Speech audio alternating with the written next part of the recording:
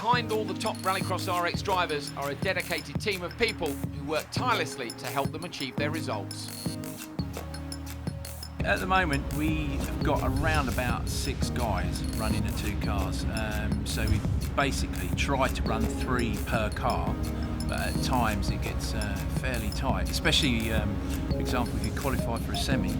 At that point, when it gets really tight for the timescales, it can get very, very tricky. So some teams run a lot more, and I think maybe in hindsight, looking at it, that's possibly the way to go. We've got 3 engine guys, we've got a suspension engineer, we've got 3 car engineers, 3 or 4 mechanics per car, catering, obviously team principal, the drivers, so around 30 people probably we've got here this weekend.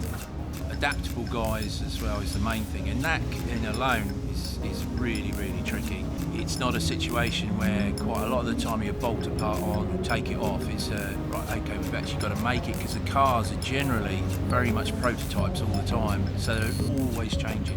What we have is a chain on each car, which is you have someone in charge, and then you'll have a group of guys working below them that'll have their job roles on the car. So they all work together, obviously, and communicate to get the job done. So it's quite a well-oiled machine you have to run to be successful.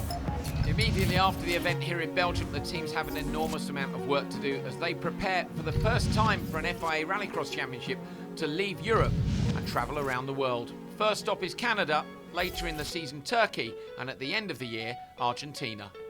But we have to prepare a packing list known as a carnet for shipping the cars out on a temporary export. Service schedules have had to change because we might change an engine last round rather than this round, because there's such a short time frame to get the cars to Rotterdam to ship them.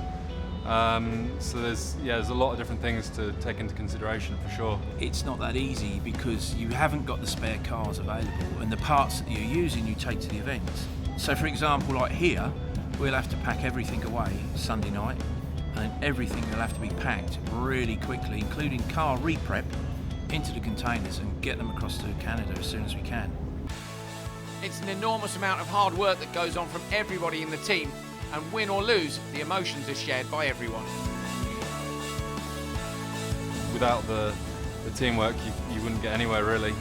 There's so much dedication from the guys and commitment to get the job done that's really, driven us through the winter and the spring really, to get the cars to the start line and to carry on. Without the team, you can't do it. You have to have key players in certain places, and without that, you won't get to the sharp end. It's not possible.